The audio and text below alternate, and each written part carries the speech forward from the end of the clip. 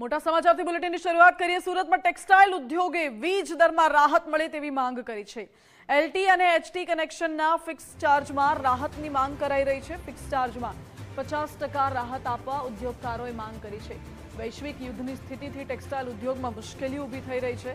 Sachin industrial સોસાયટીની સરકારને લેખિતમાં રજૂઆત જેમાં મહેન્દ્ર રામોલિયાએ ડીજીવીસીએલના એમડીને પત્ર લખ્યો છે અને અડધી ક્ષમતા પર ચાલી રહેલા યુનિટોને સહાયની માંગ કરાઈ છે। આ સાથે જ બંધ યુનિટોને ફરી ગતિ આપવા તાત્કાલિક નિર્ણય લેવામાં આવે તેવી પણ માંગ છે। ટેક્સટાઇલ સેક્ટરને સંકટમાંથી બહાર લાવવા માટે આ રજૂઆત કરાઈ। આજ રોજ ડીજીવીસીએલના એમડી સાહેબને પત્ર લખી અને એક માંગ કરેલી કે ટેક્સટાઇલ ઇન્ડસ્ટ્રીની અંદર એલટી કનેક્શન અને એચટી કનેક્શનની અંદર ફિક્સ ચાર્જ વસૂલવામાં આવે છે, જે 99 કિલોવોલ્ટ ઉપર 12,000 અને 500 કિલોવોલ્ટ ઉપર 62,000।